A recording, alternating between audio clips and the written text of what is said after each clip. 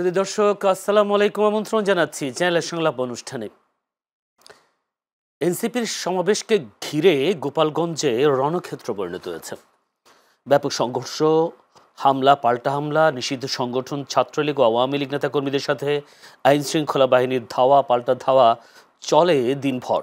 সকালে পুলিশের উপর হামলা করার পাশাপাশি পুড়িয়ে দেওয়া হয় পুলিশের গাড়ি, আহত হন কয়েকজন পুলিশ।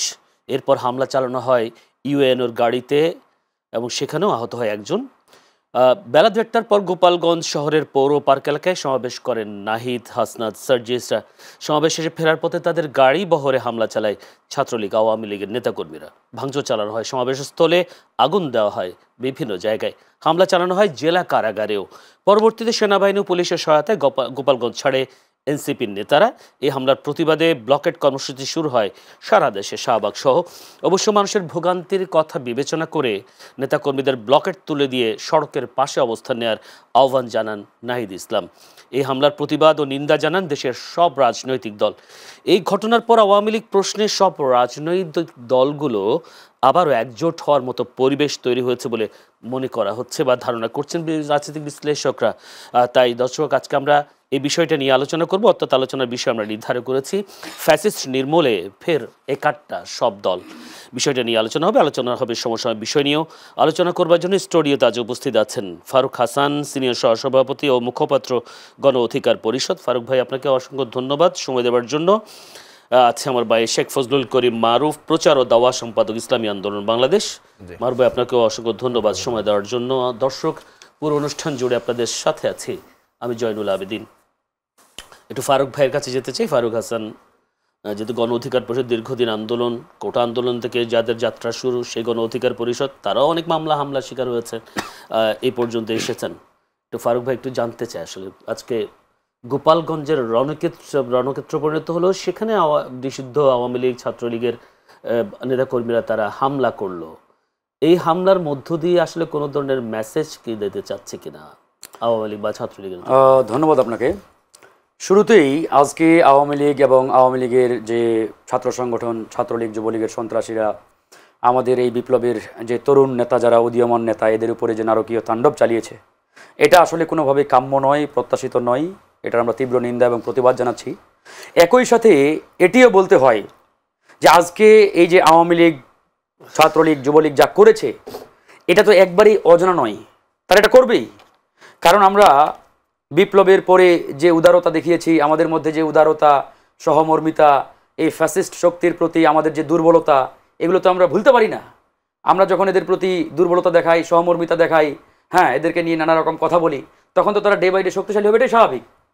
5ই আগস্টে আমি একটা কথা বলেছিলাম যে আওয়ামী লীগ বাংলাদেশের কোনো দেশপ্রেমিক রাজনৈতিক দল নয়। এটি পরিষ্কারভাবেই ভারতের একটা এক্সটেন্ডেড রাজনৈতিক দল। বাংলাদেশের মধ্যে তারা বিগত সময়ে আওয়ামী লীগ এখানে ভারতের আধিপত্যবাদ বিস্তারের একটা সুযোগ তারা তৈরি করে দিয়েছে। এই আওয়ামী লীগ যদি বাংলাদেশে টিকে যায় বা থেকে যায়, যেমন আমরা একটা প্রবাদ বাক্যে পড়েছি ছোটবেলা থেকে, সাপ মেরে লেজে বিষ রেখে দিলে ওই সাপ যে কোনো সময় আপনাকে আবারও ছবল মারবে, এটাই স্বাভাবিক, চিরন্তন সত্য। তা আওয়ামী লীগ আজকে যেটা করছে, এটা আমাদের কারণেই, এই সরকারের কারণেই। আজকে আমি এই যে সামগ্রিক পরিস্থিতি, এই পরিস্থিতির জন্য 90% এই সরকারকে দায়ভার দেব। এই সরকারের যে দুর্বলতা, যে নানা রকম যে এদের আসলে কি বলবো, এটাকে দূরদর্শিতার অভাব, সেগুলো আমরা একাধিকবার বলেছি। আজকে এই সরকারের স্বরাষ্ট্র উপদেষ্টার চেয়ারে যিনি রয়েছেন, তিনি কি ফিডারে দুধ খাওয়ার জন্য এই চেয়ারে বসে আছেন নাকি? আপনি সারা বাংলাদেশের আইন শৃঙ্খলা পরিস্থিতি যদি নিয়ন্ত্রণ আনতে না পারেন, তো এই চেয়ারে কেন বসে আছেন ভাই? বিপ্লব পরবর্তী বাংলাদেশে বিপ্লবের মতো দেশ চালাতে হবে। আপনি যখন স্বরাষ্ট্রমন্ত্রী চেয়ারে বসে সাংবাদিকদের ডেকে ডেকে ওই যে কেক খাওয়ান, মিষ্টি খাওয়ান, পুলিশ সদস্যদের জিজ্ঞেস করেন তুমি কি খেয়েছো বাবু ইত্যাদি, এই যে দেখছেন তো আপনারা, এগুলো মিডিয়াতে আসছে। স্বরাষ্ট্র উপদেষ্টা সে হবে সিংহের মতো, বাঘের মতো গর্জন, তার এক গর্জনে টেকনাফ থেকে তেতুলিয়া সারা বাংলাদেশ কেঁপে উঠবে। এরকম একজন বলিষ্ঠ ব্যক্তিকে এই চেয়ারে আমাদের দরকার ছিল, কিন্তু এরা এমন একজন ব্যক্তিকে এই চেয়ারে বসিয়েছে যে ব্যক্তিটা ওই বিড়ালের মতো মিউ মিউ করে সারাদিন সকাল থেকে সন্ধ্যা পর্যন্ত। তো এরকম ব্যক্তিকে দিয়ে আপনি কিভাবে আইন শৃঙ্খলা রক্ষা করবেন? আজকে গোপালগঞ্জে যেটা ঘটেছে, আমি তো মনে করি 2 অ্যাঙ্গেল থেকে যদি চিন্তা করি। প্রথম, এর মাধ্যমে আওয়ামী লীগেরা জাগিয়ে দিল। আওয়ামী লীগ কিন্তু মোটামুটি একটা নিশ্চুপ অবস্থার মধ্যে ছিল সারা বাংলাদেশে, ঘুমন্ত অবস্থার মধ্যে। এই ঘুমন্ত অবস্থার মধ্যে এদেরকে সায়স্তা করা, এদেরকে সাইজ করা, এদেরকে একবারে সমূলে উৎপাটন করা, এদের যে শিকড়, এটা এই রাষ্ট্রের দায়িত্ব। সরকারের দায়িত্ব, আইন শৃঙ্খলা বাহিনীর দায়িত্ব, বাট দে হ্যাভ ফেইল্ড, তারা ব্যর্থ হয়েছে, পারে নাই। 5 আগস্টের পরেও তো হামলা হয়েছে, আমরা দেখেছি সেনাবাহিনীর বিভিন্ন জায়গায়। না গোপালগঞ্জেই হয়েছিল। গোপালগঞ্জ তো একাধিকবার, একদিন শুধু একাধিকবার। আমরা তখনই বলেছিলাম যে এই গোপালগঞ্জকে বেগম খালেদা জিয়া এর আগে যেমন বলেছেন গোপালগঞ্জের নামেই পাল্টে দিতে হবে। আসলে ট্রু। আপনি এই বিষাক্ত সাপটাকে যদি মানে মেরে লেজে বিষটা রেখে দেন, ওই সাপ আবার আপনাকে ছবল মারবে। পূর্বেও ছবল মেরেছে, আজকে একবারে ভয়ঙ্কর রূপে ভয়াবহভাবে আজকে কিন্তু আরেকটা ছবল দিয়েছে। এবং আমরা দেখতে পাচ্ছি এইরকম গতিতে যদি এই সরকার তাদের কার্যক্রম চলমান রাখে, খুব শীঘ্রই এরা একবারে ওই যে অ্যানাকোন্ডা আছে না আমেরিকার সবচেয়ে বিষাক্ত সাপ অ্যামাজনে, ওই অ্যানাকোন্ডার মতো এদেশের বিপ্লবীদেরকে আবার ছবল মারবে। আজকে দেখেন এই যে হাসনাত সার্জিস, আমরা তাদের পক্ষে দাঁড়িয়েছি, কারণ তারা এই বিপ্লবে অভূতপূর্ব একটা ভূমিকা রেখেছে, জীবন বাজি রেখে লড়াই করেছে। কিন্তু এটাও বলতে হয় তাদের যে রাজনৈতিক দূরদর্শিতার অভাব, যে নির্বুদ্ধিতা, রাজনীতি ভাই হাউকাউ দিয়ে হয় না। গোপালগঞ্জের মতো মাটিতে যাবেন, কালকে থেকে আপনারা মার্চ টু গোপালগঞ্জ এটা সেটা ফেসবুকে একবারে উদ্ধার করে দিলেন। আমি তো ভাবছিলাম গোপালগঞ্জ আজকে বোধহয় নাম পরিবর্তন হয়ে যাবে, কিন্তু আজকে যে পরিস্থিতিটা ওখানে ঘটলো এটি হিতে বিপরীত হয়েছে। আওয়ামী লীগ আজকে যে জাগরণটা ওখানে দেখাইছে, সারা বাংলাদেশের প্রত্যেকটা জেলা উপজেলা, ইভেন আমার এলাকাতেও যারা এতদিন গর্তে ছিল এরাও ফেসবুকে লিখছে সবে তো শুরু। তার মানে দেখেন ওদের ভিতরে স্পিরিট তৈরি হয়ে গেছে যে গোপালগঞ্জ জেগে উঠেছে, আমরাও জেগে উঠবো। তার মানে সারা বাংলাদেশে ওই যে আপনি মৌচাক ধরেন, যে মৌচাকটা কেটে না কেটে ওই মৌমাছিদের সাময়িকভাবে তারাই দিলেন, মৌচাক রেখে দিলেন, তো ওখানে তো আবার মৌমাছি বসবেই। আর আজকে কি করছেন? ঢিল মারছেন, এতে বিপরীত ঘটছে। এই জন্য এই কথাগুলো আমরা বলতে বাধ্য হচ্ছি। আজকে এই সরকারের যে দুর্বলতা, এই সরকারের যে দায়িত্ব পালন করতে গিয়ে যে একবারই অপারগ, এই কারণে স্বরাষ্ট্র উপদেষ্টাকে পদত্যাগ করতে হবে এবং এই সরকারকে পুনর্গঠন করতে হবে। সেক্ষেত্রে এই বডি দিয়ে দেশ চলবে না। যে আমি যদি ফারুক ভাই আপনাকে যদি জিজ্ঞেস করি, আপনি বলছেন এরা road to march to Gopalganj এই ঘোষণা টোষণা দিয়ে গেলেন, আমি তো যাওয়ার বিরুদ্ধে না, আমার কথা হচ্ছে আপনারা যাবেন ভালো কথা, কিন্তু ওই রকম প্রস্তুতি নিয়ে যান। না, সেই প্রস্তুতি নেওয়ার মতো আসলে রাজনৈতিক দলগুলোর মধ্যে সেই সম্পর্ক ছিল, এটা তো তারা বলবে। হ্যাঁ, তোমাদের মধ্যে যদি ওই হিম্মত না থাকে, শক্তি না থাকে, তোমরা আহ্বান করো। তোমরা এই যে ইসলামী আন্দোলনের এখানে আছেন, জামাত ইসলাম আছেন, বিএনপি আছেন, আমরা গণ অধিকার আছি, বিপ্লবের পক্ষে যে দলগুলো তাদের সাথে ওরা সমন্বয় করছে যে ভাই আমরা এখানে যাচ্ছি, এখানে যদি কোনো ধরনের অপ্রীতিকর ঘটনা ঘটে আমরা সবাই মিলে এই সন্ত্রাসীদের দমন করব। কারোর সাথে যোগাযোগ করে নেয় আমার ধারণা। এখানে ইসলামী আন্দোলন আছে, ওনারা বলতে পারবেন। ওনারা যদি সমন্বয় করে যাইতো, অ্যাটলিস্ট আমি তো মনে করি ওখানে বিএনপি, জামাত, ইসলামী আন্দোলন আমরা সহ সবাই একযোগে মাঠে নামলে এই সন্ত্রাসীরা তো একবারে মাটির সাথে মিশাই দেওয়া যেত, এদের টিকতেই পারতো না। কিন্তু ওরা এমন ভাবে হাব ভাব নিয়ে গেছে। কিন্তু এখন কি হলো? সেনাবাহিনীকে গালি দিলেন, আবার সেনাবাহিনীর ওই এপিসির ভিতরে ঢুকে জীবন রক্ষা করতে হলো। ধন্যবাদ। লজ্জা। জি, একটু শেখ ফজল করিম মারুফ ফারুক ভাই বলছিলেন আসলে ওই কথাটা, সেনাবাহিনীকে আপনি সমালোচনা করেছিলেন, সেনাবাহিনীর গাড়িতে করে আবার এপিসিতে করে আপনি মানে এনসিপি নেতারা আবার পার পেয়েছেন, অর্থাৎ বেঁচে এসেছেন, যেটা বলি আন্দোলনের কাছ থেকে। সেই আন্দোলনে আমরা দেখলাম সংঘর্ষ হলো, সেই সংঘর্ষের মধ্য দিয়ে দেখলাম যদি বলি নিষিদ্ধ ছাত্র সংগঠন ছাত্রলীগ এবং যাদের কার্যক্রম স্থগিত আওয়ামী লীগ, তারা এত বড় একটা শক্ত জোট বাঁধার সুযোগ কি করে হলো বা কারা করে দিল? আলহামদুলিল্লাহ, আপনাকে ধন্যবাদ এবং চ্যানেল এসকে ধন্যবাদ। আমি এখানে কয়েকটা দিক দেখি। প্রথমত হলো যে আওয়ামী লীগের দিক থেকে যদি দেখেন তাহলে এটা খুব বড় ঘটনা তা না। আমরা জানি যে নেরি কুকুর তার বাড়ির সামনে ঘেউ ঘেউ বেশি করে। তো এখানে আওয়ামী লীগ যেটা করছে, এখানে কি ঘেউ ঘেউ করেছে নাকি কামড় দিয়েছে? আমি বলি মানে আওয়ামী লীগ, আগের আওয়ামী লীগ যে শক্তিমত্তায় ছিল সেই মাত্রায় এটা আসলে কিছুই না, এটা ঘেউ ঘেউর মতোই। তো ফলে এটাকে মানে আমি ফারুক ভাইয়ের পুলিশের গাড়ি পুড়িয়ে দেওয়া, উপজেলা নির্বাহী কর্মকর্তার গাড়িতে হামলা করা, মানে সেটা তো আছে না, এটা তো আসা সত্য। কিন্তু আওয়ামী লীগ এর চেয়ে অনেক সহিংস ছিল, এরা আগে অতীত করে আসছে। আমরা বিগত বিএনপি সরকার মানে 2006-এর সরকার ক্ষমতা থাকা শেষ দিনে আমাদের ওদের সহিংস দেখছি, সেই তুলনায় আমি এটাকে বড় করে দেখতে চাই না। এবং আমি ফারুক ভাইয়ের সাথে একটু দ্বিমত করতে চাই এই ক্ষেত্রে যে এর মাধ্যমে সারা দেশের আওয়ামী লীগদের জেগে উঠবে বিষয়টা তাও না।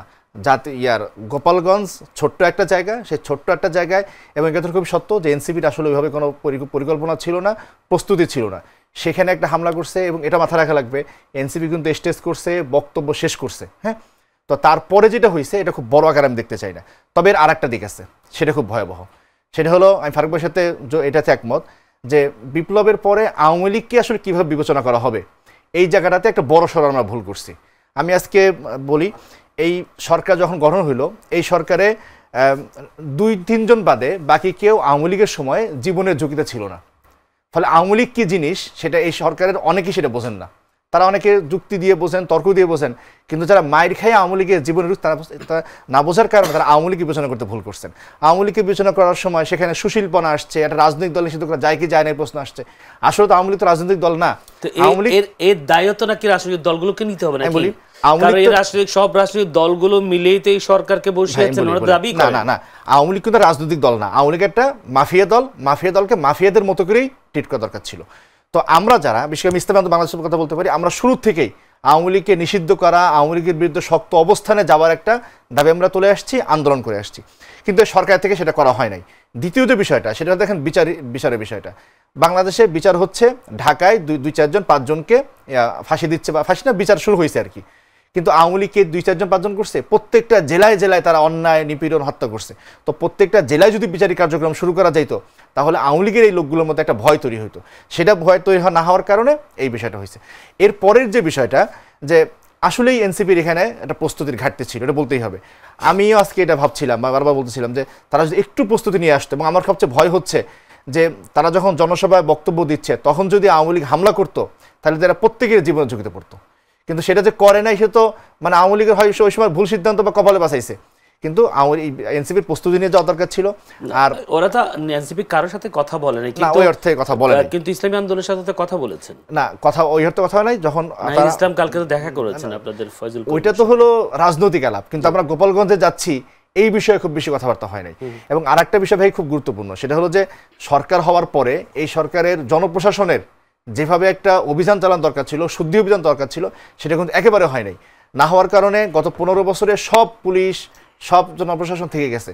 ফলে আমরা ওইখানে যেটা দেখছি যে বাংলাদেশে বিপ্লবীরা একেবারে অনিরাপদ, তাদের যখন তখন তাদের জীবনের ঝুঁকি তারা পড়তে পারে। এবং শেষ বেলায় বাংলাদেশ সেনাবাহিনীকে আমি কৃতিত্ব দিব যে তারা সেখানে গিয়ে উদ্ধার করে নিয়ে আসছে। এবং এই উদ্ধার করে, আপনি শুরুতে যে প্রশ্ন করলেন, এই উদ্ধার করাতে আসলে কোনো দোষের কিছু নাই। আমরা তো রাষ্ট্র হিসেবে, রাজনৈতিক দল হিসেবে আমরা রাষ্ট্রীয় প্রতিষ্ঠানগুলো সমালোচনা করবই। এই তাই বলে যে রাষ্ট্রীয় প্রতিষ্ঠানগুলো আমাদের প্রতি দাঁড়াবেন তা তো না। ফলে সেনাবাহিনীর সমালোচনাও হবে, আবার সেনাবাহিনী তাদেরকে উদ্ধার করবে, এটা ঠিক আছে। কিন্তু আজকের এই ঘটনা থেকে রাজনৈতিক দলগুলোকে আবার শিক্ষা নেওয়া উচিত যে আওয়ামী লীগকে আমরা কীভাবে ট্রিট করবো, রাজনৈতিক দল হিসেবে না, আওয়ামী লীগ একটা মাফিয়া সংগঠন সেই হিসেবে ট্রিট করা, বিচারটাকে জেলায় জেলায় নিয়ে যাওয়া, যে প্রত্যেকটা জেলা যারা স্বৈরাচারের সহযোগী ছিল তাদেরকে বিচারের আওতায় আনা। তৃতীয়ত হলো এই সরকারের জনপ্রশাসনটাকে খুব জোরালোভাবে ঢেলে সাজানো। আর শেষ কথা, কথাগুলো তো আমরা অনেকদিন ধরে শুনছি, তো হচ্ছে না, কিন্তু আজকে কিন্তু সেটা দেখাই দিছে। এবং শেষে ফারুক বাসীদের একমত যে সরকারের একটা মানে উপদেষ্টা পরিষদের একটা সংযোজন বিয়োজন দরকার। তারা আসলে সরকারকে আওয়ামী লীগ ওইভাবে নিচ্ছে না। এখন আমি শেষ যে আপনাদের কথা শেষ করে যেটা বলে যে আজকে এনসিপির উপরে আসছে, আমি একেবারে লিখে দিতে পারি, সবাই একমত হবেন, এই সুযোগ পাইলে সে ফারুক ভাইকে হত্যা করবে, আমাকেও হত্যা করবে, ডক্টর ইউনূসকে হত্যা করবে, এই উপদেষ্টা পরিষদে যারা আছেন, যারা সুশীলপনা কথা তাদেরকেও আওয়ামী লীগ হত্যা করবে। ফলে আওয়ামী লীগ যে কি ভয়ঙ্কর জিনিস তার আর একটা ছোট উদাহরণ দেখা গেল। সেখান থেকে শিক্ষা নিয়ে আমরা সবাই আওয়ামী লীগকে মাফিয়া দল হিসেবে ট্রিট করে বিচার নিশ্চিত করি, আওয়ামী লীগকে আমরা ভাবে করি, এবং জনপ্রশাসনটাকে আমরা শুদ্ধ করি। ধন্যবাদ ফারুক ভাই। আপনি বলেছিলেন স্বরাষ্ট্র উপদেষ্টার বেশ সমালোচনা করেছিলেন, কিন্তু আপনারাই এই সরকারকে বসিয়েছেন এবং সরকারের যারা নেতৃত্বে আসলে ছিলেন তিনি, অর্থাৎ যদি প্রধান উপদেষ্টাকে বলি, তিনি তার পছন্দের মতো লোকদেরকে, আপনারা বলেন বারবার লোক নিয়োগ করেছেন, তার পছন্দের লোকগুলো নিয়োগ করার পর আপনারা বারবার আলোচনা করেছেন, টক শোতে করেছেন, রাজনৈতিক মঞ্চে করেছেন, কিন্তু এই আপনারা চেয়েছেন যে এটা সংযোজন বিয়োজনের কথা বলছেন উনি, এই সংযোজন বিয়োজনে সব দল একাট্টা হতে পারলেন না কেন? এটা তো আপনাদের দায় নিতে হবে। দেখেন, আমরা এই সরকারকে বসিয়েছি বা নিয়োগ দিয়েছি এটা সত্য নয়। কারা বসেন? বরং আপনাদের এটা বলতে হবে যে এই সরকারকে আমরা সমর্থন দিয়েছি। সবাই তো দাবি করে এই সরকারকে আমরা বসিয়ে, আমরা সবসময় যেটা বলি, এই সরকার হচ্ছে ছাত্র জনতার সমর্থিত সরকার, মানে ছাত্র জনতা রাজনৈতিক দলগুলো সমর্থন দিয়েছে। আপনারাও আছেন। হ্যাঁ, ওই তো আমরা সমর্থন দিয়েছি। বসিয়েছে কারা, কিভাবে, এটা আপনিও জানেন, আমরাও জানি। কেমনে এই সরকার আসছে, কোন মেকানিজমে, সেই ওই 5ই আগস্ট ক্যান্টনমেন্টের বৈঠক, তারপরে বঙ্গভবনে ইত্যাদি ইত্যাদি। তো যাই হোক, ওই আলাপে গেলে এটা যে আরও অনেক লেন্দি আলোচনা হবে, ওদিকে আমি যেতে চাই না। আমি শুধু একটা কথাই বলতে চাই, জনগণের যে আকাঙ্ক্ষা, যে প্রত্যাশা, যেভাবে আমরা বিপ্লব পরবর্তী একটা সরকার চেয়েছিলাম, ওই সরকার গঠন হয় নাই, ওই কায়দায় হয় নাই, ওই রকম সরকার হয় না। যেটা হয়েছে এটা আসলে একটা ভিন্ন কায়দায়, ভিন্ন অ্যাঙ্গেল থেকে হয়েছে। যেটা আপনি বললেন যে ডক্টর ইউনূস সাহেব তার পছন্দ মতো লোকগুলোকে বসিয়েছে ইত্যাদি ইত্যাদি। আমি বলছি না, আপনারাই বলেন। এটা তো স্বাভাবিক। এখন কথা হচ্ছে এই যে বললাম আমি যে আমরা কি এরকম একজন ওই মেরুদণ্ডহীন ব্যক্তিকে স্বরাষ্ট্রপ্রদেশের চেয়ারে চেয়েছিলাম? চাই নাই। আমরা চেয়েছিলাম এখানে একটা বিপ্লবী ব্যক্তিকে, এমন ব্যক্তি এখানে এই চেয়ারে থাকবেন যার একটা হুঙ্কারে টেকনাফও কেঁপে উঠবে, তেঁতুলিয়াও কেঁপে উঠবে, যার একটা হুঙ্কারে গোপালগঞ্জের একটা সন্ত্রাসী ধরে যে গর্ত থেকে বের হওয়ার দুঃসাহস দেখাবেন, এরকম ব্যক্তি। বাট আমরা তো পাই নাই। কেন পাই নাই সেটা তো ভিন্ন আলাপ, সেটা তো আলাপ করতে গেলে ঘন্টার পরে ঘন্টা এখানে আলোচনা করতে হবে। এখন আসেন, এই যে ঐক্যের কথা আমরা বলছি, ঐক্য কখন? যখন আপনি বিপদে পড়বেন তখন জাতীয় ঐক্যের ডাক দিবেন, সবাই আসেন, আমরা ব্লকেট করি, ওই ইয়া করি, বিপদ শেষ মাশাআল্লাহ, এখন যে যার মতো যান, আমরা আমাদের মতো আমরাই সব ইত্যাদি। এরকম চিন্তা ভাবনা থাকলে কখনোই ঐক্য। সরকারের কথা বলছেন? সরকার কেন, সরকার সরকারি দল যারা আছে, রাজনৈতিক দলগুলোকে ঐক্যবদ্ধ আছেন নাই কেন? এই প্রশ্নটা করতে হবে। এটা কি সরকারের দায়? অবশ্যই সরকারের দায়। দলগুলো ঐক্যবদ্ধ না, এটা সরকারের দায়। এই জন্য এই সরকার তো কোনো পলিটিক্যাল সরকার না, এই সরকার ছাত্র জনতা রাজনৈতিক দল সবার মুকুট হিসাবে সবাই সরকারকে বসিয়েছে বাংলাদেশটাকে সুন্দর করে একটা সিস্টেমের মধ্যে নিয়ে আসার জন্য। এই জন্য এই সরকারকেই সর্বোচ্চ উদ্যোগটা নিতে হবে, সামগ্রিকভাবে ছাত্র জনতা রাজনৈতিক দলগুলো কিভাবে ঐক্যবদ্ধ থাকবে, এক জায়গায় আসবে, এক জায়গায় থাকবে। এটা সরকারের অনেকটাই লায়াবিলিটি, বুঝছেন বিষয়টা? সেকেন্ড, যারা বিপ্লবের পক্ষে মারামারি করে খুনাখুনি করে যখন করেন, তখন আপনাদের বিরুদ্ধে অন্য দল যখন বিক্ষোভ করে মিছিল করে, আমরা কেন করব? না, আপনারা বলতে আপনাদের রাজনৈতিক দলগুলো যারা করে তাদের বিরুদ্ধে আমরা কথা বলেন, অবশ্যই কথা বলছি। সরকারের কিছু করার থাকে না, সেখানে সরকারের কথা বলার তো দরকার নাই। আমরা বলছি মোটা দাগে এইসব বিষয়গুলোতে বেশি মোটা দাগে সরকারের জায়গা থেকে যতটুকু উদ্যোগ নেওয়া দরকার ছিল ততটুকু তারা নিতে পারে নাই। এটা তাদের দুর্বলতা, এবং তারা পারবে না এটা আমরা জানতাম, because they have no experience, previous কোনো এক্সপিরিয়েন্স তাদের নাই। তারা দেশ চালায়নি এর আগে, তারা কোনো পলিটিক্যাল পার্টির নেতা না, তাদের নাই। বাট এই জন্যই আমরা তাদেরকে একাধিকবার পরামর্শ দিয়েছি কিভাবে দেশ চালাবেন, কিভাবে কার্যক্রমগুলো আপনারা হাতে নেবেন, কিভাবে সংস্কার করবেন, কিভাবে বিচার প্রক্রিয়াকে দ্রুত এগিয়ে নেবেন। এই জিনিসটা আমরা বারবার তাদেরকে তাগিদ দিয়েছি। এখন সরকারের চেয়ারে যারা আছে এরা তো কারো না, এরা কার? জনগণের। জনগণ কি চায়, দ্যাট ইজ দ্য ম্যাটার। কিন্তু এই সরকার যদি কোনো একটা রাজনৈতিক দলের দিকে তাকাই থাকে, কোনো একটা দলের উপরে ডিপেন্ডেন্ট থাকে, কোনো একটা দলের ভয়ে তটস্থ থাকে, তাহলে এটা তো হবে না। আপনি তো কোনো দলের না ভাই। আমি ফারুক হাসান কি চাইলাম, আমার দল কি চাইলো, ডাজেন্ট ম্যাটার। আপনি সব সময় মাথায় রাখবেন জনগণ কি চাই, জনগণের আকাঙ্ক্ষা আপনাকে বাস্তবায়ন করতে হবে। কিন্তু এই সরকার আজ পর্যন্ত জনগণের আকাঙ্ক্ষা বাস্তবায়নে সেরকম দৃঢ়তার পরিচয় দিতে পারে নাই। যে দল বেশি চাপ দেয়, এই আমি চাপ দিলে আমার দিকে হেলে যাই, আরেক দল চাপ দেয় তাদের দিকে হেলে যায়, কাত হয়ে যায়। তো আপনারা যদি এই কাত হয়ে যান আর হেলে যান, তাহলে তো আপনাদের এই চেয়ারে থাকার কোনো দরকারই নেই ভাই। যারা হেলবে না, জনগণের আকাঙ্ক্ষা কি কি আসলে? জনগণের আকাঙ্ক্ষাটা আপনি জানেন না? বিচার, সংস্কার, নির্বাচনী পরিবেশ, এগুলো তোমরা বারবার বলে আসছি। এই যে জনগণের আকাঙ্ক্ষা, যে সারা বাংলাদেশে 5ই আগস্টের পরে সন্ত্রাসীরা এতদিনে নির্মূল হয়ে যাওয়ার কথা, সারা বাংলাদেশে চিরুনি অভিযান চালিয়ে সন্ত্রাসী, চাঁদাবাজ, টেন্ডারবাজ, যারা খুনি, ডাকাত, বিগত সময়ে ভোটচোর, এদের সমূলে উৎপাদন করার কথা ছিল এই 10 মাসে, 1 বছরে। 1 বছর পেরিয়ে গেলেও আজ পর্যন্ত 2 ভাগ সন্ত্রাসীকে গ্রেপ্তার করতে পারে নাই। এই যে গোপালগঞ্জের মতো মাটিতে একাধিকবার হামলা হলো, আজ পর্যন্ত ওই জায়গাটা কন্ট্রোল করতে পারে না। তাহলে এই আইনশৃঙ্খলা বাহিনী দিয়ে কি হবে আমাদের? কেন পারলো না তারা? এই প্রশ্ন কি তারা করেছে? করে নাই। কেন পারছে না? সারা বাংলাদেশের জনগণ তো দেখতে চাই যে আপনারা সারা বাংলাদেশকে নিয়ন্ত্রণ করেন, কন্ট্রোল করেন, সন্ত্রাসীদের নির্মূল করেন, গ্রেপ্তার করেন, চাঁদাবাজদের ধরেন, টেন্ডারবাজদের ধরেন, দখলবাজদের ধরেন, যারা ভোটচোর তাদেরকে গ্রেপ্তার করেন। কিন্তু আমি যদি প্রশ্ন করি কয় পার্সেন্ট সন্ত্রাসী, চাঁদাবাজ, ভোটচোর, ডাকাতদের গ্রেপ্তার করেছে? 2% হবে না, 2 ভাগও হবে না। বহাল তবিয়তে ঘুরে বেড়াচ্ছে। তাহলে এখন চিরুনি অভিযান চলছে, এটা কোথায়? এটা মানে এটা একবারেই হাস্যকর। এর আগে কি জানি একটা অপারেশন ডেভিল হান্ট ঘোষণা দিল, আমরাও ভাবলাম এবার বোধহয় শায়েস্তা হবে। একবার জাক জমক ভাবে সারা বাংলাদেশে, ওরে বাবারে বাবা, মিডিয়া কাপাকাপি। 2 দিন পরে ডেভিল হান্টও নাই, খবরও নাই। এ আবার 2 দিন আগে বোধহয় কি দিল? চিরুনি অভিযান নাকি? চিরুনি অভিযান চলাকালে আজকে এরকম একটা নারকীয় তাণ্ডব, হাস্যকর। তার মানে এদের যে চিরুনি অভিযান আর ওই ডেভিল হান্ট অপারেশন ইত্যাদি, এগুলো যে স্রেফ লোক দেখানো, এটা তো বুঝতে বাকি নেই। খালি এটাই না, সর্ষের ভিতরে যদি ভূত থাকে বলার কিছু থাকে না। আজকে তো সর্ষের ভিতরে ভূত। এই সরকারের ভিতরে আওয়ামী লীগ, পুলিশ বাহিনীর ভিতরে আওয়ামী লীগ, প্রশাসনে আওয়ামী লীগ, ডানে তাকালে আওয়ামী লীগ, বামে তাকালে আওয়ামী লীগ, পিছনে সামনে সব জায়গায়। তা আপনি আওয়ামী দোসরদের, ফ্যাসিস্ট সরকারের দোসরদের, ওই ভারতীয় দালালদের আপনি প্রমোশন দিয়ে বড় বড় চেয়ারে বসাবেন, পুলিশ বাহিনীতে প্রমোশন দিবেন, প্রশাসনে বসাবেন, আর আপনি বলবেন আমরা ওই ফ্যাসিবাদ মুক্ত গোপালগঞ্জ চাই, অমুক চাই, তমুক চাই। এটা কি সম্ভব ভাই? এরা করে নাই? এটা কে করেছে? কয়েকদিন আগে যাদেরকে প্রমোশন দিয়েছে এদের অধিকাংশ আওয়ামী লীগের আমলে সুবিধাভোগী। এখন ওই সচিবালয়কে তারা ক্লিন করতে পারেনি। 90% আওয়ামী দোসর। পুলিশ বাহিনীতে এই যে একজন উপদেষ্টাই তো বলেছিলেন কয়েকদিন আগে, 80% পুলিশ বাহিনীর সদস্য আওয়ামী লীগের, মানে আওয়ামী লীগের প্রকাশ্যে। তারপরে তারা যদি না পারে, আমাদের কথা এটাই, আপনারা তো পারবেন না আমরা জানি, আমাদের পরামর্শ নেন, আমরা পরামর্শ দিয়েছি, লিখিতভাবে দিয়েছি। প্রধান উপদেষ্টার সাথে এখন পর্যন্ত আমাদের 5 বার বৈঠক হয়েছে, আমরা লিখিতভাবে তাকে জানিয়েছি কি করতে হবে, কিভাবে করবেন। এখন আমাদের ধারাবাহিক মিটিং হচ্ছে, ঐক্যমত্য কমিশন, এখানে বলছি, বাট তারা এটাকে কনসার্ন নিচ্ছে, কাজের কাজ হচ্ছে না। আপনি তো কনসার্ন নিতে হবে। আমাদের ভাই 10-15 বছরের অভিজ্ঞতা আছে, দেশ কিভাবে আমরা এই মানে হাসিনার বিরুদ্ধে আন্দোলন সংগ্রাম করেছি, কিভাবে লড়াই করেছি, জেলে গেছি, শত শত হামলার শিকার হয়েছে। ওনারা তো এই যে ভাই যেটা বললো, এই উপদেষ্টাদের 95% উপদেষ্টার গায়ে হাসিনা আমার একটা ফুলের টাকাও লাগে নাই। আর আমি ফারুক হাসানের যদি পাঞ্জাবিটা খুলি, যে কপালে দেখছেন না, এখনো সন্ত্রাসীদের অস্ত্রের যে দাগ এখনো পুরো শরীরে আছে, জি সবার আছে, আমরা যারা বিপ্লবের পক্ষে। ধন্যবাদ ফারুক ভাই। আমি ছোট্ট একটা বিরতিতে যাব, দর্শক ছোট্ট একটা বিরতিতে যাচ্ছি, আমাদের সঙ্গে থাকবেন।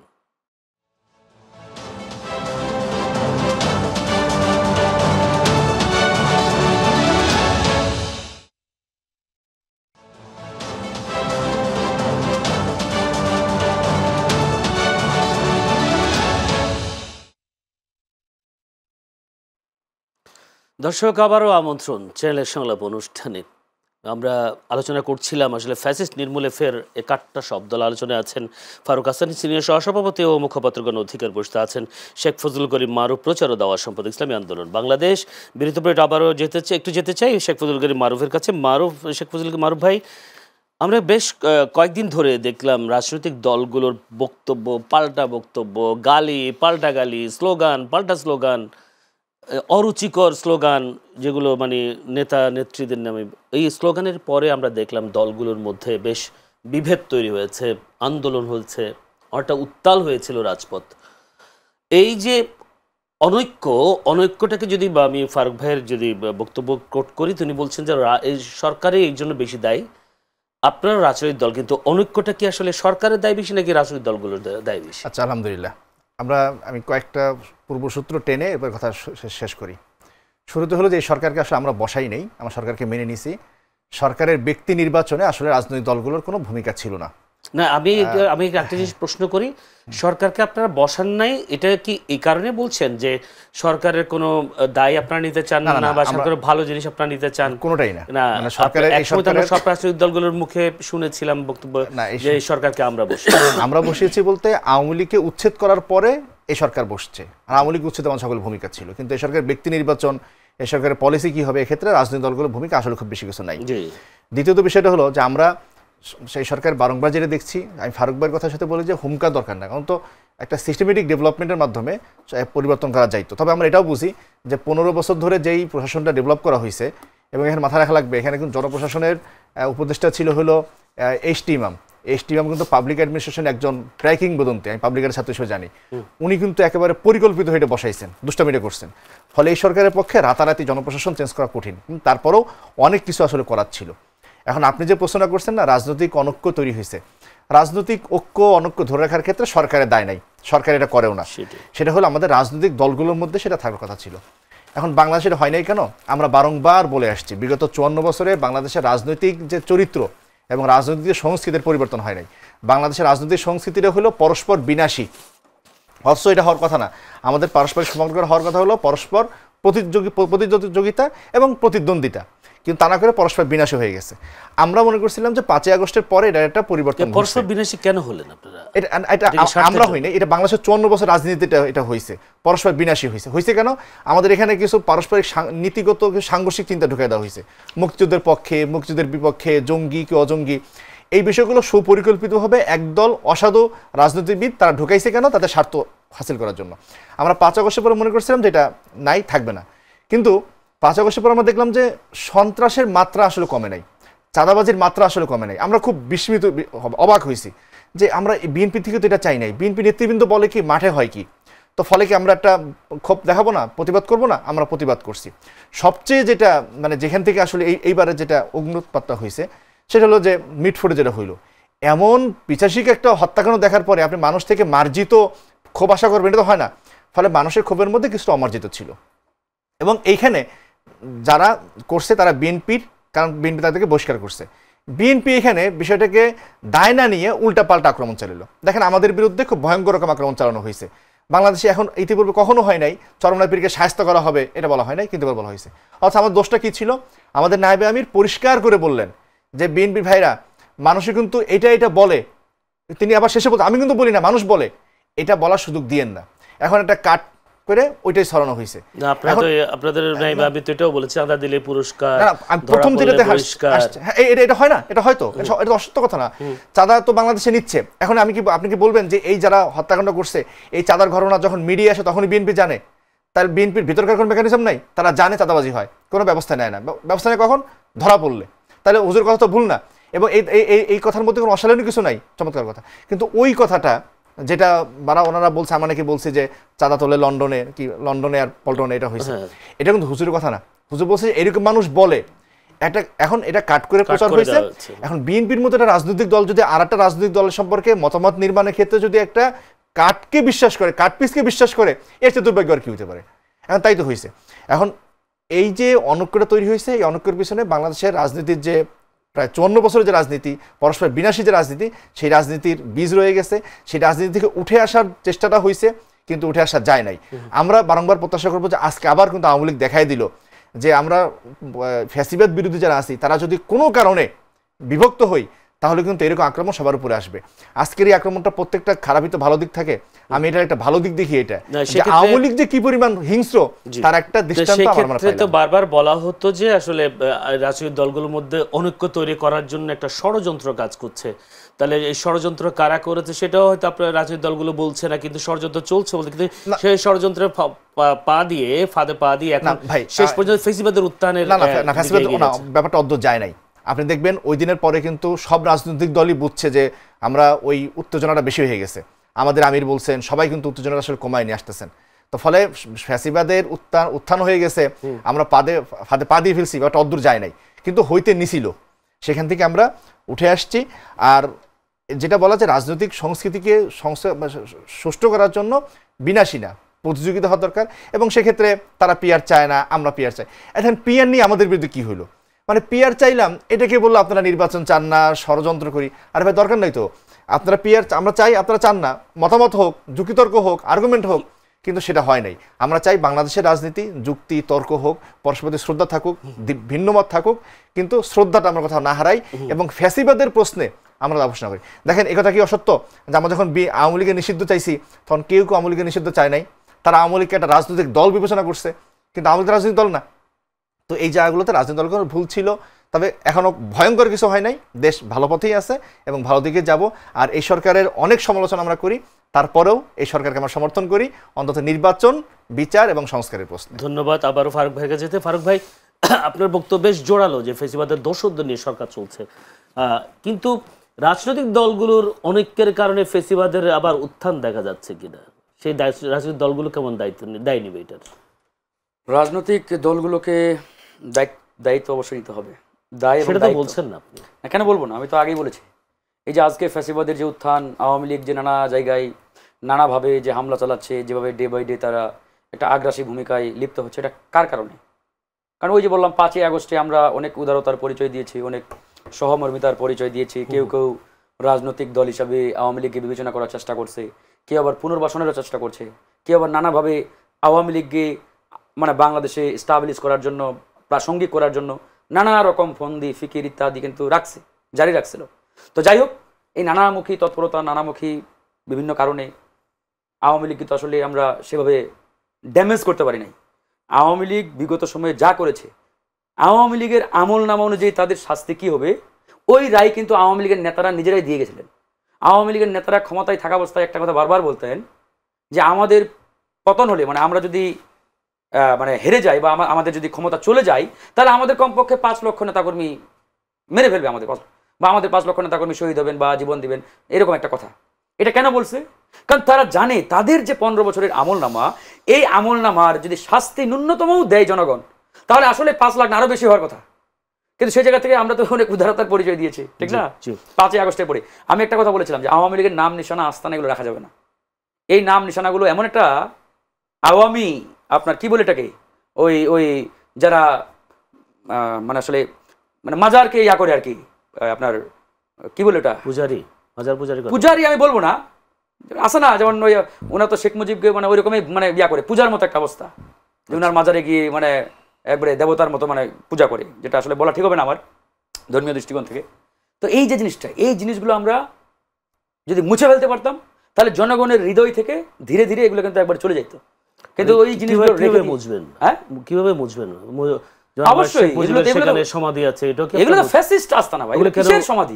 সমাধিকেও মুছে ফেলতে এটা ফ্যাসিস্টদের মানে হেডকোয়ার্টার মনে করি আমি এটাকে। কিসের সমাধি বলছেন এটাকে? এটা হচ্ছে ফ্যাসিবাদের হেডকোয়ার্টার। সেখানে গিয়ে তারা শপথ নেই যে আমরা কিয়ামত পর্যন্ত ক্ষমতায় থাকবো, আমরা ভোট ছাড়াই ক্ষমতায় আসবো, আমরা জনগণের বুকে গুলি চালাবো, আমরা পুলিশ প্রশাসনকে দলীয়করণ করব, আমরা আমৃত্যু ক্ষমতায় থাকবো। এখানে গিয়ে শপথ নেই, তো ওটাকে আপনি কিসের মানে মাজারের বা ওই সমাধিস্থল হিসেবে তুলনা করেন? আমি তো মনে করি এটা ফ্যাসিবাদের কারখানা, হেডকোয়ার্টার। ওখানে গিয়ে মানুষ খুনের ওরা শপথ নেই। তো সুতরাং যেখানে গিয়ে ওরা মানুষ খুনের শপথ নেই, দেশ বিরোধী কর্মকাণ্ডের শপথ নেই, জনগণকে হত্যার শপথ নেই, আপনি ওই জিনিসটাকে কেন রাখবেন? আচ্ছা, আমি মনে করি আইন হাতে তুলে না নিয়ে রাষ্ট্রীয়ভাবে সরকারের উচিত ফ্যাসিবাদের প্রত্যেকটা আস্তানাকে সমূলে উৎপাদন করা। এটা সরকারের দায়িত্ব, ঠিক না? সরকারের সময় কম, একটা প্রশ্ন করি যে আমরা যতটুকু জানি যে আওয়ামী লীগের বড় বড় নেতারা বেশিরভাগই তো দেশের বাইরে, এবং নেতা কর্মীরা যে যারা এখন দেশে আছে তারা আসলে এত শক্তি পায় কোত্থেকে? যে তারা কি এটা উপলব্ধি করতে পারছে না যে তাদের ফেলে তাদের বড় বড় নেতারা দেশের বাইরে চলে গেছেন, আরামে এসে দিন যাপন করছেন, কিন্তু এই নেতা কর্মীদের মধ্যে এই দেশপ্রেম বা যদি দলপ্রেমটা রয়ে গেল কিভাবে? এটা আমি শুরুতেই বলেছি আপনাকে যে এই সরকারের প্রধান ইন্ডিয়া পালিয়ে গেছেন, মানে আপনার ওই ফ্যাসিস্ট সরকারের বিগত সময়ের প্রধান। সে যখন ঘুম থেকে উঠে ডানে বামে সামনে পিছনে তাকায়, দেখে যে ওর লোকেই সব জায়গায় বসা, তো স্বাভাবিকভাবেই তো সে ওখান থেকে খুব উৎফুল্ল চিত্তে সে তো নানা রকম ওখান থেকে দিক নির্দেশনা দেয়। কয়েকদিন আগে আপনারা দেখেছেন যে নানা রকম ওখান থেকে ফন্দি ফিকির ইত্যাদি তারা কিন্তু করছে। তো সেই জায়গা থেকে আমার প্রশ্ন আসলে সেটা না, আমার প্রশ্ন হচ্ছে এই সরকারের যা করার ছিল তা তারা করতে পারে নাই। এখনো সুযোগ আছে, আমি সুযোগ চলে গেছে এটা বলবো না, এখনো সুযোগ আছে। এরা যদি শক্তভাবে ডিল করতে পারি, শক্তভাবে হাল ধরতে পারি, এখনো সম্ভব। এই ফ্যাসিবাদের দোষরা আপনি বলছেন বিদেশে বড় বড় নেতারা পালিয়ে গেছে, কই? ওবায়দুল কাদের মিডিয়াতে আসছে যে 3 মাস দেশের ভিতরে ছিল, এখন পর্যন্ত কয়টা নেতা পালাইছে ভাই? এই যে 650-র মতো যারা সেনাবাহিনীর হাতে আটক ছিল ক্যান্টনমেন্টে, এরা কোথায়? এই প্রশ্ন তো আমাদের করতে হবে। তো এই বিষয়গুলো আমাদের অনেকবার করেছেন, এই উত্তর কে দিবে? এই উত্তর তো সরকারকে দিতে হবে, এটা তো আমরা দেবো না। তো দিচ্ছে না কেন? তা কেন দিচ্ছে না এটা তাদেরকে জিজ্ঞেস করেন, এটা তো আপনাদের দায়িত্ব।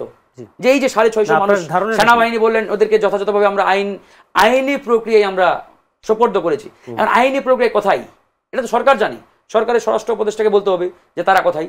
এই জিনিসগুলো আসলে আমাদের অনেক ভাবাই। আসলে এই জিনিসগুলো একটা প্রশ্ন করে আমি মারুফের কাছে যাবো। সেই প্রশ্নটা হলো, আজকে গোপালগঞ্জে আইন শৃঙ্খলা বাহিনীর যে ভূমিকা, যদি আপনাকে বলে আমি সফলতা এবং ব্যর্থতা, সফলতা কত পার্সেন্ট, ব্যর্থতা কত পার্সেন্ট, যদি একটু মূল্যায়ন করেন। আজকে আইন শৃঙ্খলা বাহিনীর যে ভূমিকা, শুরুতে পুলিশের ভূমিকা নট গুড, পরে বিজিবি এবং সেনাবাহিনী গিয়ে পরিস্থিতি অনেকটাই নিয়ন্ত্রণে নিয়ে আসছে। তবে পুলিশ বাহিনী এখন পর্যন্ত আমরা তো জানি, যেটা উপদেষ্টাও বলেছেন, যে 70-80% আওয়ামী লীগের লোকজনই এখনো বসা। তো সেখানে শুরুতে তারা অনেকটাই নির্বিকার ছিল, অনেকটা নিশ্চুপ ছিল, দর্শকের ভূমিকায় ছিল। এটা এখনকার জনগণ যারা আছে, আমাদের দলীয় নেতাকর্মীরাও বলছে, হ্যাঁ ওরাও বলছে, আমাদের নেতাকর্মীরাও আমরা খোঁজ খবর নিয়েছি, ওরাও তো মাঠে আছে। তো পরে যাই হোক সেনাবাহিনী গিয়ে পরিস্থিতি অনেকটা নিয়ন্ত্রণে আসছে, এখন তো কারফিউ জারি হয়েছে। তো যাই হোক পরিস্থিতি তারা নিয়ন্ত্রণে নিয়ে আসুক, উন্নতি ঘটাক, আমরা এটাই চাই ভাই। আমরা এক কথায় দেশের ভালো চাই।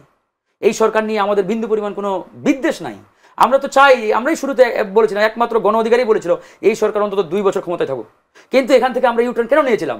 যখন দেখলাম এই সরকার আসলে কার্যকর পদক্ষেপ নিতে পারছে না, উদ্যোগ নিতে পারছে না, বাস্তবায়ন করতে পারছে না, আওয়ামী লীগের লোকজনকে প্রমোশন দিয়ে বড় বড় চেয়ারে দিচ্ছে, বসাচ্ছে নানাভাবে, ওই টাইমেই তো আমাদের মাথা গরম হয়েছে।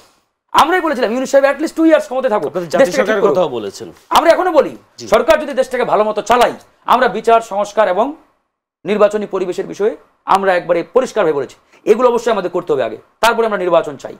কিন্তু আপনি যদি আসলে এগুলো করতেই না পারেন, তাহলে আপনার এখানে ঠুটো জগন্নাথ মধ্যে বসে রেখে আমাদের লাভ কি ভাই? ইউনূস সাহেবকে এখানে ঠুটো জগন্নাথ হয়ে বসে থাকার জন্য আমরা ওনাকে এখানে দায়িত্ব দিয়েছি। উনি একজন আন্তর্জাতিক ব্যক্তিত্ব হতে পারে, কিন্তু ওনাকে এটা মাথায় রাখতে হবে 20 কোটি জনগণের দায়িত্ব ওনার হাতে, দেশটাকে ঠিক করার দায়িত্ব ওনাকে দিয়েছে। কোন দল কি চাইলো কি বলো ডাজেন্ট ম্যাটার, আপনি জনগণের সেই আকাঙ্ক্ষিত আপনি যে চিন্তা এটা বাস্তবায়ন করেন, তারপরে কোন দল কি বললো দেখা যাবে, সেটা জনগণ দেখবে। কিন্তু এই হিম্মত নিয়ে, সাহস নিয়ে আপনাকে কিন্তু কাজ করতে হবে। জি, আপনি ডানে বামে হেলে পড়লে কিন্তু হবে না ভাই। জি, ধন্যবাদ ফারুক ভাই। মারুফ ভাই, আইন শৃঙ্খলা বাহিনীর ভূমিকা যদি আমি পার্সেন্টেজ বলি, উনি তো পার্সেন্টেজ বলেননি, আমার মনে হয়েছে আইন শৃঙ্খলা বাহিনী যদি আরও কঠোর হতেন তাহলে হতাহতের সংখ্যা বাড়তো, কিন্তু সেটা হয়নি। যতটুকু শোনা বা ভাষা শুনতে পাচ্ছি, আহত কতজন হতে পারে জানি না, মানে মিডিয়াতে আসে নাই। প্রথম আলো বলছেন যে বলেছে যে 2-3 জন মারা গেছেন। কিন্তু যদি কঠোর ভূমিকা নিত প্রশাসন, যদি সেখানে বিজেপি ছিল, সেনাবাহিনী ছিল, হতাহতের ঘটনা কম হওয়ার কারণে আইনশৃঙ্খলা বাহিনীর ভূমিকা সফল হয়েছে কিনা আপনি কি মনে করেন? না, বিষয়টা হলো কি যে কাজও হয়েছে, সমাবেশ হয়েছে, ওনারাও ফেরত চলে আসতে পারছে। ধরেন গোপালগঞ্জে যারা হামলা করছে ওদের একটা পরিচয় ওরা আওয়ামী লীগ করে, কিন্তু একটা পরিচয় কিন্তু আছে ওরা বাংলাদেশি নাগরিক। হ্যাঁ, তো এখন যেটা হয়েছে আমি একেবারে খারাপ বলবো না, কারণ এনসিপি সমাবেশ করছে, ওরা হামলা করছে, ওদেরকে এক ধরনের প্রতিহত করা গেছে। এখন যেটা করতে হবে যে যারা এই হামলার সাথে জড়িত ছিল এদেরকে খুঁজে খুঁজে যদি বিচারের আওতায় আনা যায় তাহলে আমার মনে হয় এটা খুব খারাপ না, ভালো হয়েছে। সরকার তো বলছে কোনো ছাড় দেওয়া, আমরা সেটা দেখতে চাই, ছাড় না দিক। এখন ধরেন আপনি গুলি করে মেরে ফেললেন, ওইখানে যদি আরও কিছু রক্তাক্ত হইতো তা তো বাংলাদেশের মানুষ রক্ত যাচ্ছে, মানুষের রক্ত যাচ্ছে, আমরা এটা প্রত্যাশা করি না। এখানে কয়েকটা বিষয় কি, ধরেন কুকুরে কামড়ালে তো আর কুকুরে কামড়ানো যায় না। এখন আওয়ামী লীগ যেভাবে গত 15 বছর চালাইছে, ওদের প্রতি যেটা উচিত সেটা ফারুক ভাই যেটা বললেন ওইটা, কিন্তু ওইটা তো আসলে করা যায় না। একটা সিস্টেমের মধ্যে দিয়ে যাওয়া লাগে, কিন্তু সিস্টেমটা আর একটু দৃঢ় হইলে ভালো হইতো।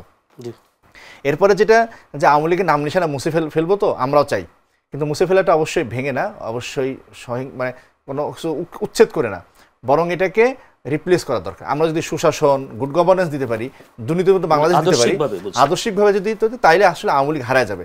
যেমন মুসলিম লীগের কোনো আর প্রয়োজনীয়তা বাংলাদেশে নাই, মুসলিম লীগের কিছুই করতে হয় নাই, তেমনিভাবে আওয়ামী লীগকে আসলে হারায় ফেলা যায়। আর আওয়ামী লীগের কর্মীদের জন্য আমার আসলে করুণা হয় যে কি মনে করে তারা করে, মানে এমন যদি আমার বাবাও যদি করতো যে ঘরে আগুন লাগছে, আমার বাবা ঘর থেকে পালাই গেছে, আমরা পুড়ে মরছি, সেই বাবারে তো আমার বাবা ডাকতে আনিজি লাগতো, সেখানে হাসিনা চুপ করে পালাই গেছে। আর আওয়ামী লীগের লোকজন এখনো যে কোন বোকামির কারণে স্লোগান দেয় এটা আমার কাছে বুঝে আসে না। দ্বিতীয়ত বিষয় হলো সেখানে সাবেক আইজিপি আব্দুল আল মামুন তিনি বলেছেন ওনারা বিদেশে গিয়ে আরামাইশে থাকছেন, আমরা কেন জেলে থাকবো। উনি কিন্তু ভালো কাজ করছেন, উনি রাষ্ট্রকে পার পেয়ে গেছেন। আর একটা বিষয় যেটা আওয়ামী লীগের তারপর লাফাই কেন, লাফাই হলো আওয়ামী লীগ তো মাফিয়া দল ছিল, মাফিয়া দলগুলোর মধ্যে দেনা পাওনার একটা প্রচণ্ড সম্পর্ক থাকে। ধরেন গত 15 বছরে বাংলাদেশের হাজার হাজার মানুষ নিপীড়িত হয়েছে, কোটি কোটি মানুষ নিপীড়িত হয়েছে, কিন্তু যারা আওয়ামী লীগ করে, যে যতটুকু আওয়ামী লীগ করুক, তারা কিন্তু দেখেন আর্থিকভাবে কিন্তু সফল ছিল। এই দেনা পাওনার সম্পর্কটা ইয়ে করার কারণে এখন আওয়ামী লীগের লোকজন লাফালাফি করে। তো আমার এখানে আসলে শেষ যেটা বলার, যে রাজনীতিতে আমাদের প্রয়োজন থাকবে, প্রতিযোগিতা থাকবে। আমি ফারুক ভাই ভিন্ন মত করি বলে তো ভিন্ন দল করি, কিন্তু কখনোই যেন আমাদের সম্পর্কটা খারাপ না হয়। আমি একটু 1 মিনিট আসবো আপনার কাছে, 1 মিনিট ওনার কাছে। আব্দুল হান্নান মাসুদ, বিএনসিপি নেতা, তিনি বলেছেন একটা জেলায় জাতীয় নেতাদের নিরাপত্তা দিতে পারে না, তারা করবে নির্বাচন, কিন্তু আপনারা নির্বাচন চাচ্ছেন। এই দায়ভার তো তাকেও নিতে হবে, সরকারি দলের নেতা না, তারই তো সরকার, তার সরকার কেন নিরাপত্তা অনেক কথাবার্তা বলে, এটা তো লোক দেখানো বলে, তাদের অনেক দায়ভার আছে, তাদের সরকার, তাদের নেতারা এই সরকারের মন্ত্রী, তারা বলতে পারেন। আজকে একটা প্রোগ্রামে ছিলাম, সেখানে ফরহাদ মাহমুদ সাহেব খুব চমৎকার বক্তব্য রাখলেন। তা আরেক বক্তা আবার বক্তব্য দেওয়ার সময় বললেন যে ভাই আপনার ওয়াইফ তো এই সরকারের মিনিস্টার, তা আপনি বাসায় গিয়ে কথাগুলো বললেই তো হয়, যাতে উনি ক্যাবিনেটে তুলে ধরে, তখন কিন্তু হয়ে গেছে। তো বিষয়টা হচ্ছে এরকম, আপনার দলের 2 জন মিনিস্টার এই সরকারের অ্যাডভাইজার, মন্ত্রীর চেয়ারে, তা আপনারা কেন এগুলো উদ্যোগ নিচ্ছেন না? আপনাদের বলেন যে ভাই তোমরা যদি সরকারকে ঠিক লাইনে না রাখতে পারো, দেশ যদি ঠিক করতে না পারো, পদত্যাগ করো, আসো রাজপথে আমরা আন্দোলন করি। সেটা বলবে না, সরকারেরও মধু খাবে, এদিকে রাজপথেরও মধু খাবে, তো এইভাবে তো হয় না। তাহলে কি দ্বিচারিতা? অবশ্যই দ্বিচারিতা, ওদেরকে বলিষ্ঠ ভূমিকায় থাকতে হবে, কথা একবারই স্পষ্ট। এই যে মাহফুজ এবং আপনাদের আসিফ, তারা ক্যাবিনেটে জনগণের হয়ে বলিষ্ঠ ভূমিকায় লিপ্ত হতে হবে, ক্যাবিনেট কাঁপাই দিতে হবে, জনগণ জানুক প্রকাশ্যে যে আমরা ক্যাবিনেটে এই প্রস্তাব তুলে ধরেছি। যদি সেটা অন্যদের বিরোধিতার কারণে বাস্তবায়ন না হয়, জনগণ সেটা জানলো যে কারা কারা বিরোধিতা করেছে। এর আগে তারা বলেছে যে আমরা বলেছি অমুক বিরোধিতা করেছে, আরে ভাই এটা তো আপনার স্ট্যাটাসের মাধ্যমে জানছি, জনগণ তো প্রকাশ্যে জানে না। আমরা যেটা চাই তোমরা সেই কথা বলো ক্যাবিনেটে, তোমরা যদি গণঅভ্যুত্থানের পক্ষের শক্তির প্রতিনিধি হয়ে থাকো, আমরা সেটা চাই যে তোমরা ওখানে বলিষ্ঠ ভূমিকায় কথা বলো আমাদের পক্ষে, জনগণের পক্ষে। তারপরে কে বিরোধিতা করে, কে বাধা দেয়, এটাও আমরা দেখতে চাই। প্রয়োজনে ওই দালাল যারা ওই আওয়ামী দালাল, ভারতীয় দালাল এই সরকারের মধ্যে রয়েছে, আমাদের জনগণের অধিকারগুলো বাস্তবায়নে তারা বাধা দিচ্ছে, ওদের ঘাট ধাক্কা দিয়ে ওখান থেকে আমরা টেনে নিয়ে আসবো। ধন্যবাদ মারুফ। ঠিক 1 মিনিট আপনাকে বলতে হবে আসলে নির্বাচনের জন্য কতটা প্রস্তুত বাংলাদেশ, যদি যেখানে আব্দুল হান্নান মাসুদ বলেছে জাতীয় নেতাদের নিরাপত্তা দিতে পারে না, তারা করবে আবার নির্বাচন। দেখেন বাংলাদেশের যে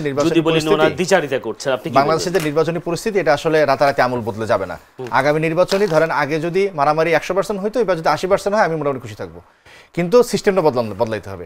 যদি পিআর আসে তাহলে পরিস্থিতি যাই থাকুক না কেন বাংলাদেশের ভারসাম্য তৈরি হবে। আর যদি পিআর না আসে তাহলে নির্বাচন ভালো হইলেও খুব বেশি কিছু লাভ হবে না। আর সরকারের মানে এনসিপিতে যারা আছে ওরা আসলে দ্বিচারিতা হবে, মানে যারা আছেন ধরেন আসিফ, মাহফুজ, তারা যে জনগণের পক্ষে কথা বলেন এটা তো প্রমাণিত। এখন ওইখানে যে বলে না এটা তো আমরা বলতে পারি না।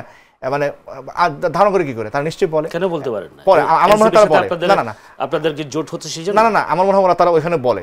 এখন তারা এটা বাইরে বলে না কেন, সবকিছু ডেকোরাম আছে, আমার মনে হয় তারা সেখানে ফাইট করে। কিন্তু সবার বারবার মাথায় রাখা লাগবে যে একটা দেশ রাতারাতি বদলায় না, একটা প্যারাডাইম শিফট হইতে অন্তত একটা বড় একটা সময় লাগে। হাসিনার 1 বছর তো হয়ে গেল। 1 বছর কিছুই না ভাই। হাসিনার 15 বছরের যে সিস্টেম, এটাকে ভেঙে বাংলাদেশ বেরোয় আসতে বেশ কিছু সময় লাগবে। এখন যে বাংলাদেশ টিকে আছে, হাসিনা যে এরকম গোপালগঞ্জের মতো ঘটনা সারা দেশে হচ্ছে না, সরকার যে মোটামুটি নির্বাচন দিকে যেতে পারছে, আমরা যে একটা সংস্কৃতি আগাচ্ছি, আমার মনে হয় এটাই সফলতা। আমরা রাতারাতি কোনো কিছু আশা করলে আসলে পারবো না। রাসূলুল্লাহ সাল্লাল্লাহু আলাইহি সাল্লামকেও 23 বছর সংগ্রাম করতে হয়েছে, আর সেখানে আওয়ামী জাহিলিয়াত উৎখাত করতে রাতারাতি পেরে যাবেন। আবার তারপরে সত্য যে আমাদের সরকারে যারা আছেন এরা আসলে খুব বেশি পলিটিক্যাল না, এটা শুরুতে আসলে ভুল হয়েছে। এটা এই সরকার যে বিপ্লবী সরকার গঠন করা যাইতো, ইসলামী আন্দোলন বাংলাদেশ শুরুতে একটা প্রস্তাব দিছিল যে আমরা জাতীয় সরকার করি। যখন জাতীয় সরকার হলো তখন আমরা বলছিলাম যে এটা দা ফ্যাক্টো কমিটি আমরা করি, যে প্রত্যেক দল থেকে, রাজনৈতিক দল থেকে নেতাবৃন্দ নিয়ে দা ফ্যাক্টো কমিটি করা। সেটা আসলে হয় নাই। তো সেটা হইলে আর মনে হয় আমরা আরো দ্রুত কিন্তু উত্তরী হতে পারতাম। ধন্যবাদ দর্শক। এতক্ষণ ধরে আলোচনায় ছিলেন ফারুক হাসান, সিনিয়র সহসভাপতি ও মুখপাত্র গণ অধিকার পরিষদ, ছিলেন শেখ ফজলুল করিম মারুফ, প্রচার ও দাওয়া সম্পাদক, ইসলামী আন্দোলন বাংলাদেশ। দুজনকে অসংখ্য ধন্যবাদ আজকে অনুষ্ঠানে সময় দেওয়ার জন্য। দর্শক, আপনারাও ধৈর্য ধরে আমাদের অনুষ্ঠান দেখবার জন্য আপনাদেরকে প্রাণঢাল অভিনন্দন, শুভেচ্ছা জানিয়ে আজকের মতো এখানে শেষ করছি চ্যানেলের সংলাপ অনুষ্ঠান। ভালো থাকবেন, সুস্থ থাকবেন।